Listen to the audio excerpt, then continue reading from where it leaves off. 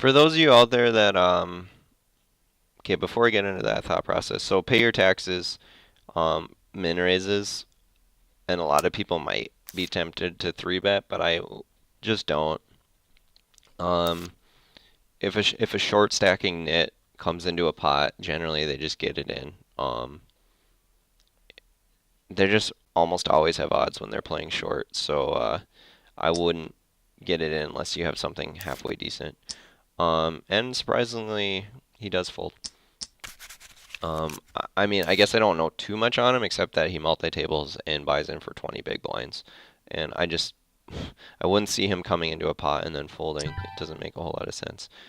So I'm just gonna give him the same credit again. Um, the thought process I was trying to go on was these videos are pretty advanced and talk about a lot of thought processes that most don't get on, and I use kind of a lot of big lingo too that maybe mediocre intermediate players or especially beginners aren't going to understand. And I'm definitely willing to in the future put out more videos for small stake games, put out more videos for um, intermediate levels, and I won't use all the poker jargon. I'll build it up a little bit. I'm willing to make complete beginner videos, all the way from what hands to play in what position and, what beats what on what boards and all the way down, all the way down to the very beginnings. And but I need comments, I need concerns, I need questions. Feel free to subscribe and yeah, let me know what you guys want, and I'll put some time into it, and we'll see where we can get you. I put my email below, and I will definitely get back to you if you email me. So we have 7-3 offsuit. GWN elects to raise, and we have a 3 bet.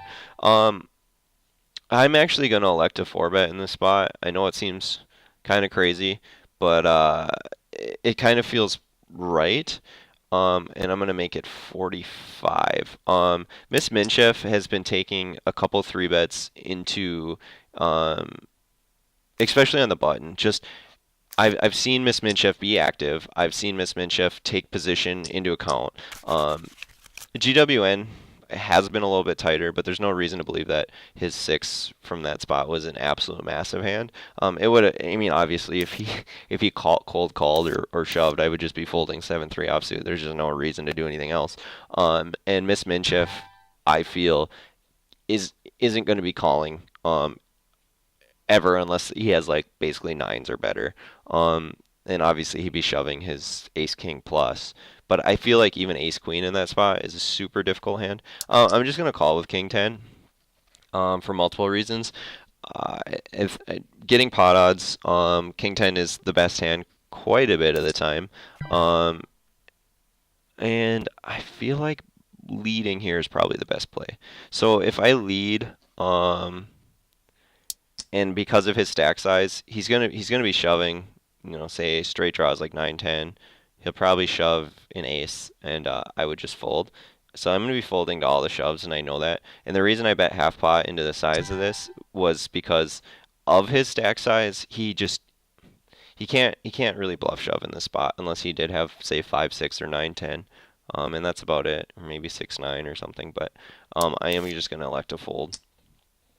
Uh, I didn't like check calling and I didn't like check folding.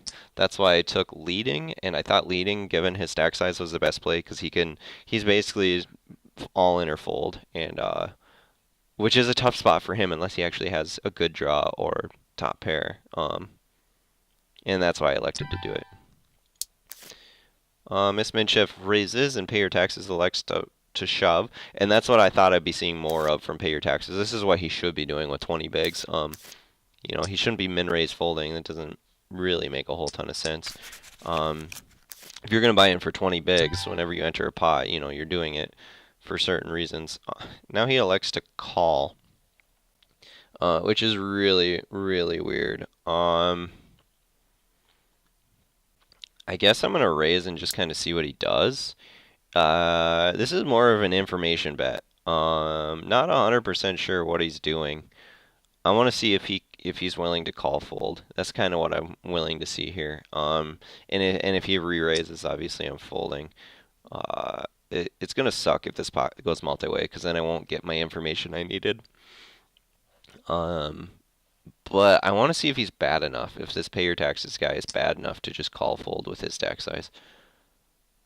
GWN elects to 3-bet, and yeah, okay, so there it is. I mean, that is what I wanted to see. What did his limp mean? Obviously he was limping with probably ace king, ace queen or better. Um, and he was hoping for this to happen, for someone to raise and then get a call and then get it in with his smaller stack size, which makes a lot of sense. But GWN should definitely have a decent hand here, I would think, given that pay your taxes limped. I wouldn't have been 3-betting light, but no. Okay, so ace queen and ace king.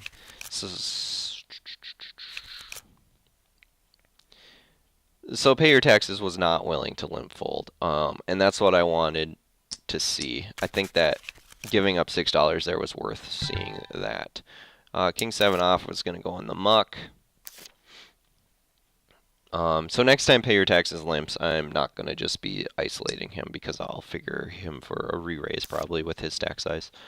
Um, and yeah, I think $6 for the long run there was definitely worth seeing possibly how bad he was, but his plan was set into action correctly and it worked for him. Unfortunately, GWN hit a queen.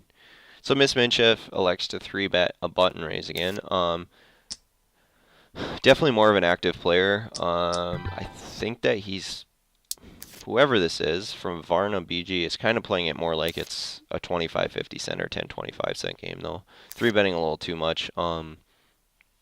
If I was GWN, I probably would have elected to float in his spot regardless of what I had just because of how wide Miss Minchef has been 3-betting and you can just play a lot of flops and make him kind of pay for those 3-bets. Um, so Fun Times raises under the gun, and him and Gregory are kind of the two guys that I've been giving a lot more credit to. I'm not really giving credit to GWN or Miss Minchev at this point. Um, Pay your taxes, I'm just kind of forced to give credit to. I don't really want to. He just has small stack size. Miss Minchev, 3-bets. The button, which has been pretty standard. I'm not going to elect a 4-bet again. I think that Fun Times probably actually does have a pretty decent hand. And if he folds, I think that's horrible. He hasn't been paying any attention to Miss Minchef then, because he's opening under the gun with probably King Jack, King Queen, King 10 suited, a lot of small pairs. And the way Miss Minchef has been playing, I just wouldn't have folded Fun Times range. Um, I'm gonna raise, and it's gonna be a little bit smaller. Actually, I think that Fun Times is tight enough to just fold his blind, but I don't want him to. Ace 9's too good. Um, I'd be really surprised if he 3-bet because he just doesn't seem like that kind of player. Yeah, and he's just really tight in the blinds. If it was someone looser in the blinds, I would have raised larger. I do a lot of the times I'll raise in the blinds, get a hoping that I don't get a call. I'm just gonna min raise the button. Um, so in the cutoff, I 4x'd because I didn't want to get 3-bet, and when in the button spot, I wouldn't mind getting 3-bet if I'm in raise because it's going to be such a small amount. We're going to be deep enough where I can just call. So that's why I'm in raise the button. Still keeping pressure on in position. Um, so Fun Times, GWN, and Gregory, I feel like I get folds enough here if I make it 8. If I get 3-bet, I'm folding, and if I get called, I'm probably depending on the flop. I probably will be c-betting just because I have absolutely 0 showdown value. If GWN called from the small blind, that's pretty strong, and I would definitely have to consider what's going on. And it does get through. So King Jack, I'm gonna end up making it my standard 5 from this spot. Kind of giving wiggle room to the 3-bet. with me having wiggle room